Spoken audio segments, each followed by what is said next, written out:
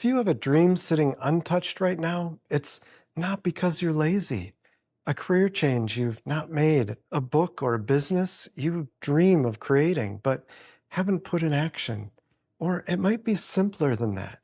You just want to be happy and you haven't taken the steps that could actually get you there. There's a neurological cycle happening in your brain right now that is keeping you stuck.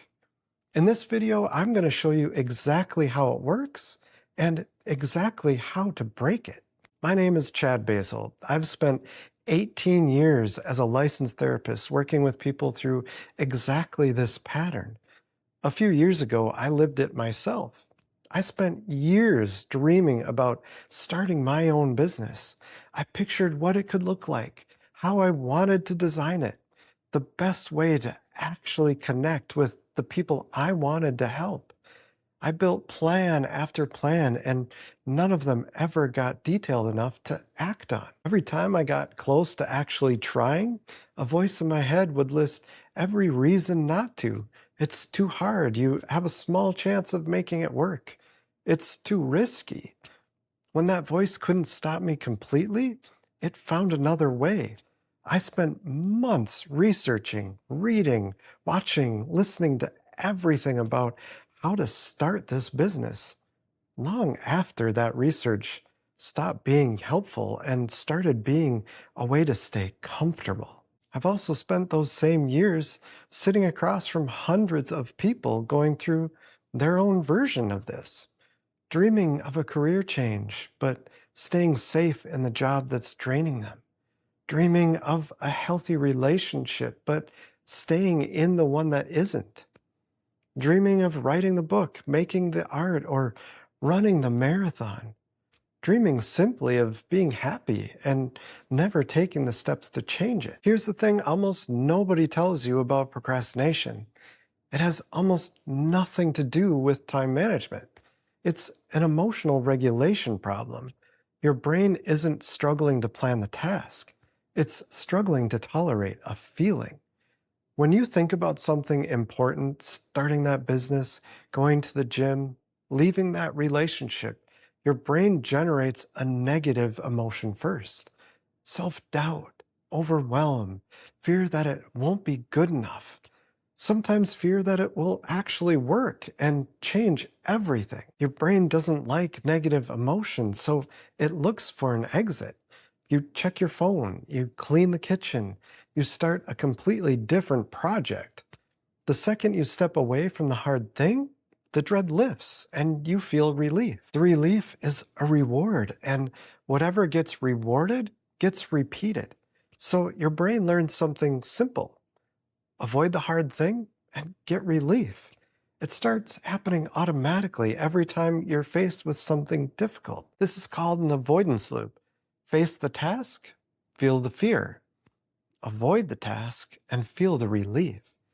Next time something difficult shows up, you default to avoidance again because that's what worked the last time. Here's what's actually happening inside your brain.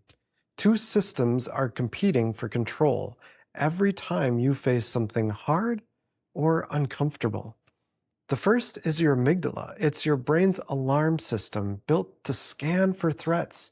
If a task feels big or scary or uncertain, your amygdala treats it exactly like danger.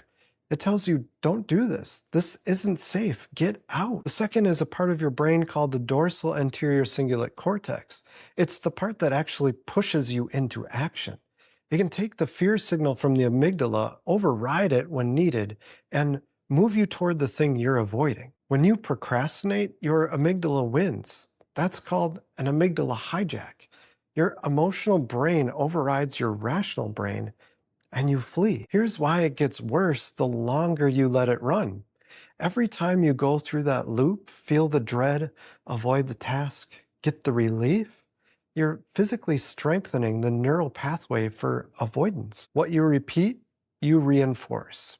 Avoidance becomes your default, faster and stronger every time, while the part of your brain built for follow-through gets weaker from disuse. So if your brain trained itself into avoidance. Can you train it back? Yes, but not the way most people try.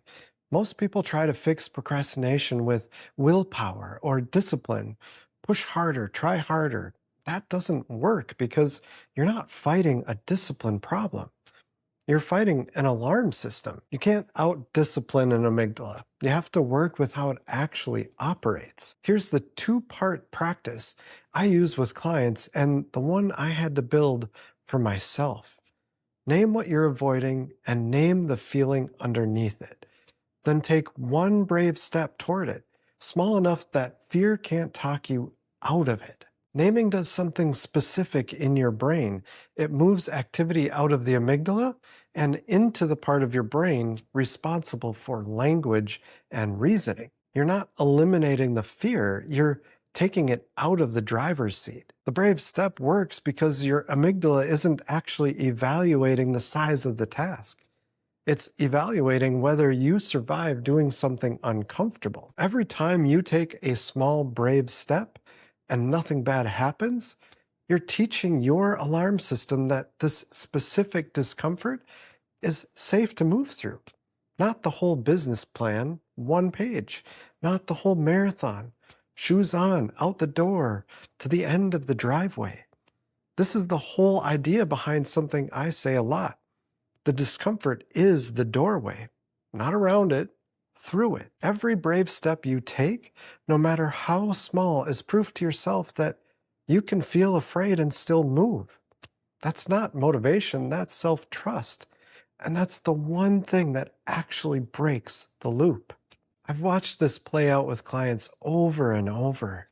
Someone comes to me who's wanted to leave a job, end a relationship, or start the thing for years. They almost always describe the exact same fear before they act. It's going to be terrible. I'm going to regret this. I'm not ready. And I've never once, not one time, had a client come back after finally taking the first brave step and tell me they wished they'd waited longer. What I hear instead, almost every time, is some version of the same sentence. That wasn't nearly as bad as I thought it would be. I wish I'd started sooner. Your brain is running a prediction about how starting is going to feel, and that prediction is almost always wrong. You're not avoiding the task in front of you. You're avoiding a feeling your brain invented, one that rarely shows up the way you expect. And even if it does, it grossly underestimates your ability to get through it. Now, you might be thinking, I'm not sitting around doing nothing. I'm busy all the time. So why can't I start the thing I actually care about? Because sitting and doing nothing triggers guilt. And guilt is just another negative emotion your amygdala wants to escape. So your brain doesn't let you do nothing. It swaps the hard task for something that looks like progress instead. I want to name two specific patterns I see constantly. The first is perfectionism. If the standard you've set is impossible to meet, you never have to risk finding out that the real thing isn't good enough, because you never finish it. Perfectionism isn't a high bar, it's a hiding place shaped like a high bar. The second pattern is the one that caught me.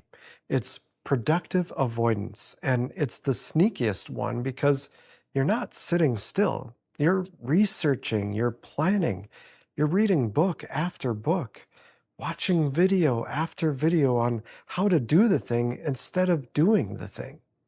That's exactly what those months of research were for me back when I was building this business.